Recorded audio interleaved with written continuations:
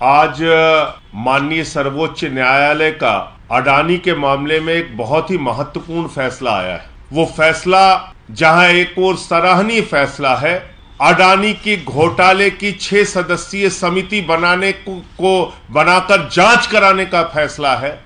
उस समिति में पूर्व न्यायाधीश को शामिल करके जांच कराने का फैसला है। वहीं दूसरी तरफ यह सुप्रीम कोर्ट का फैसला नरेंद्र मोदी जी की सरकार पर जोरदार तमाचा है। 140 करोड़ लोगों ने चुनकर भारत का प्रधानमंत्री नरेंद्र मोदी जी को बनाया। पूरा विपक्ष एक स्वर में मांग कर रहा था कि दुनिया का सबसे बड़ा घोटाला है अडानी घोटाला, कॉर्पोरेट जगत का सबसे बड़ा घोटाला है अडानी घोटाला। LIC में करोड़ों लोगों का पैसा डूब रहा है, SBI में करोड़ों लोगों का पैसा डूब रहा है। प्रधानमंत्री जी, JPC से जांच कराइए। पूरे सदन के सत्र के दौरान हम लोग एक ही मांग करते रहे, लेकिन एक कहावत हमने सुनी थी कि रोम जल रहा था, नीरव बंसी बजा रहा था। करोड़ों लोगों का पैसा डूब रहा था, अडानी का महा घोटाला सामने आया था और नरेंद्र मोदी जी जांच कराने से भाग रहे थे, जांच कराने के लिए तैयार नहीं थे, JPC बनाने के लिए तैयार नहीं थे। इसके पीछे कारण क्या है? इसके पीछे कारण बहुत ही साफ है, जो पहले दिन से मैं कह रहा हूं, नरेंद्र मोदी जी की सरकार ऊपर से लेकर नीचे तक भ्रष्टाचार में आकंठ डूबी हुई है। नरेंद्र मोदी जी की सरकार अडानी के साथ मिलकर देश की संपत्तियों को नीलाम कर रही है, औने पौने दामों में बेच रही है। मोदी जी ने अडानी को कोयला दे दिया, गैस दे दिया, बिजली दे दिया, पानी दे दिया, सड़क दे दिया, स्टील दे दिया, सीमेंट दे दिया, सीपोर्ट दे दिया, एयरपोर्ट दे दिया। यानी अगर पाताल में चले जाइए तो कोयला और गैस अडानी को दे दिया, आकाश में चले जाइए तो जहाज अडानी को दे दिया। आकाश से लेके पाताल तक सब कुछ अडानी को दे दिया, सब कुछ अडानी को दे दिया। और इतना ही नहीं रुके, 2.5 लाख करोड़ रुपए का कर्जा दे दिया। जब घाटा होने लगा व्यवसाय में तो 84,000 करोड़ का कर्जा माफ कर दिया। और उस अडानी ने क्या किया? अपने भाइयों के साथ मिलकर सैकड़ों फर्जी कंपनियां पूरे देश में और दुनिया में खोलने का काम किया। सैकड़ों फर्जी कंपनियां तमाम टैक्स हेवन कंट्रीज में, मॉरिशस और कैरेबियाई देशों में खोलने का काम विनोद अडानी ने किया, जो इसका भाई है अडानी का। और अकेले मॉरिशस का मैं बता रहा हूं, अकेले मॉरिशस एक पते पर 6 फर्जी कंपनियां खोली गई। उन 6 फर्जी कंपनियों की आमदनी का जरिया क्या है मालूम नहीं, लेकिन उन 6 कंपनियों के माध्यम से भारत में अडानी की कंपनी में 42,000 करोड़ रुपए लगाया गया। 42,000 करोड़ रुपए क्या कर रही थी सेबी जब यह काला धन लग रहा था? क्या कर रही थी ईडी, इनकम टैक्स डिपार्टमेंट क्या कर रहा था जब यह काला धन अडानी की कंपनियों में लग रहा था? सेबी इसलिए कार्रवाई नहीं कर पाती क्योंकि सेबी में अडानी का समधी बैठा हुआ है। और माननीय सर्वोच्च न्यायालय से मैं यह भी अनुरोध करना चाहूंगा कि आपने सेबी से भी जांच की रिपोर्ट मांगी है, कम से कम उसके रिश्तेदार को उसमें शामिल ना किया जाए। वो रिश्तेदार अगर जांच करेगा तो कैसी जांच रिपोर्ट बना के देगा, यह समझा जा सकता है। क्योंकि सेबी तो खामोश रही है। अनाप शनाप पैसे दुनिया के देशों से काला धन, हजारों लाखों करोड़ रुपए अडानी की कंपनी में आ रहा था, सेबी देख नहीं पाई। क्योंकि स्टॉक एक्सचेंज पे नजर रखने की जिम्मेदारी तो सेबी की है, क्योंकि वहां पर हो रहे किसी घोटाले घपले को देखने की जिम्मेदारी सेबी की है। अगर शेयर ओवर वैल्यू हो रहा था, मुनाफा ना होने के बावजूद शेयर के दाम अचानक बढ़ रहे थे, तो सेबी ने क्यों उस समय जांच नहीं की?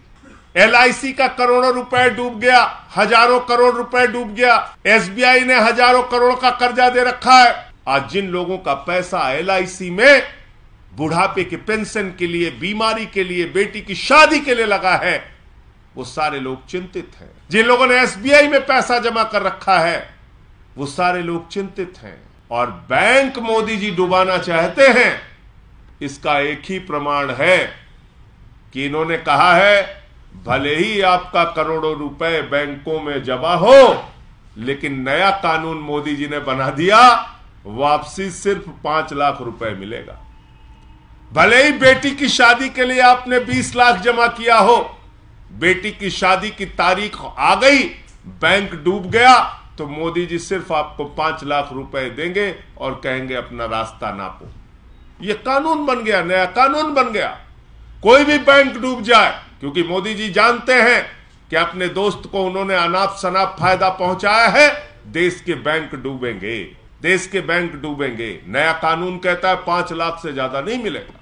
तो इसलिए यह जो फैसला है, यह भारत की सरकार के ऊपर एक जोरदार तमाचा है। और जांच एजेंसियों का दुरुपयोग विपक्ष के लोगों का गर्दन दबाने के लिए तो करते हो मोदी जी, अपने दोस्त अडानी को बचाने के लिए उन सारी जांच एजेंसियों को काल कोठरी में बंद कर देते हो, उस पर कार्रवाई नहीं करते हो। ये भी पूरे देश ने देखा। हमारी जेपीसी की मांग सदन में आवाज उठाना या सदन की प्रक्रिया में आवाज उठाने का मौका न मिलने पर सदन पे नारे लगाना और बाधित करना 100% सही था। ये बात आज सुप्रीम कोर्ट के फैसले से साबित हो गई।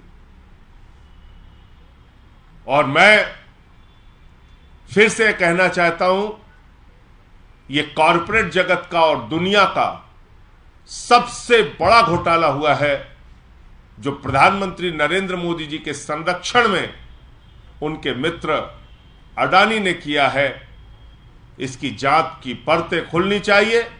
और जेपीसी की जो हमारी मांग है, क्योंकि सदन सर्वोच्च है, पार्लियामेंट सर्वोच्च है, जेपीसी की जो हमारी मांग है, उस जेपीसी के माध्यम से जांच होगी तो बहुत सारे और सच और तथ्य सामने आने में मदद मिलेगी। पहली बात तो यह अडानी को लेकर मामला था। दूसरा, एक और महत्वपूर्ण और ऐतिहासिक फैसला सुप्रीम कोर्ट ने दिया है, जो स्वागत योग्य फैसला है, जो इतिहास के पन्नों में दर्ज किया जाएगा सर्वोच्च न्यायालय के नाम से। वो है चुनाव आयोग के गठन की प्रक्रिया को निर्धारित करने का फैसला। अब प्रधानमंत्री जी, विपक्ष के नेता और मुख्य न्यायाधीश तय करेंगे चुनाव आयोग में कौन बैठेगा। आप बताइए, चुनाव आयोग तब तक इंतजार करता है जब तक प्रधानमंत्री जी की रैलियां ना हो जाएं, योजनाओं की घोषणाएं ना हो जाएं। चुनाव आयोग तब तक इंतजार करता है जब तक गृह मंत्री जी की रैलियां और सभाएं ना हो जाएं। और ये सब कुछ देखकर चुनाव की तारीखों का ऐलान करते हैं। यानी कहीं ना कहीं चुनाव आयोग की निष्पक्षता पर लंबे समय से आवाज उठ रही थी। और आज ये जो फैसला आया है कि लार्जेस्ट अपोजिशन पार्टी का एक मेंबर होगा, प्रधानमंत्री जी स्वयं होंगे और मुख्य न्यायाधीश जी होंगे, वो लोग मिलकर चुनाव आयोग का गठन करेंगे। ये एक अच्छा बेहतरीन फैसला है और इससे चुनाव आयोग की निष्पक्षता को कायम रखने में, भारत के लोकतंत्र को मजबूत करने में, भारत के संविधान को मजबूत करने में मदद मिलेगी। आपके कोई प्रश्न हो? आपने जेपीसी की मांग को लेकर बोला, तो क्या इसमें से संतुष्ट आप लोग नहीं है? जेपीसी की मांग को लेकर सदन के अगले सत्र में जो 13 तारीख से शुरू हो रहा है उसमें भी आवाज उठाते रहेंगे? देखिए, जेपीसी की मांग जो है वो पार्लियामेंट की मांग है, पार्लियामेंट के सदस्यों की मांग है। जेपीसी की मांग से सुप्रीम कोर्ट की जांच में कोई अंतर नहीं आएगा। जेपीसी तो पार्लियामेंट की होती है भाई। एक ही चीज, एक ही घोटाले की जांच सीबीआई भी करता है, ईडी भी करता है। ये तो मोदी जी ने सिखाया है। तो इतना बड़ा महाघोटाला हुआ है, सुप्रीम कोर्ट भी जांच करे और जेपीसी भी जांच करे। अरे अब तो शर्म करके जेपीसी बना दो, अब क्या दिक्कत है भाई? अब तो शर्म करके जेपीसी बना दो, अब तो सुप्रीम कोर्ट ने भी कह दिया। तो ऐसा नहीं है कि जेपीसी बनाने का या जेपीसी के गठन करने की कोई प्रक्रिया इस फैसले से बाधित होगी, कतई बाधित नहीं होगी। आज प्रधानमंत्री जी चाहे जेपीसी बना सकते हैं। ये जो नई कमेटी बनाई गई है, क्या इसके बाद विपक्ष के तमाम जो सवाल थे सीईसी को लेके और इलेक्शन कमीशन के रोल को लेके वो खत्म हो जाएंगे, या फिर सीबीआई डायरेक्टर का भी अपॉइंटमेंट इसी तरह की कमेटी से होता है, वहां भी आपके सवाल बरकरार रहते हैं? देखिए, ऐसा है कि जो सरकारी नियंत्रण था, यानी सरकार जिसको चाहती थी बिठाल देती थी चुनाव आयोग में, कम से कम इस फैसले से वो बात खत्म होगी। अब इसमें विपक्ष भी शामिल हो गया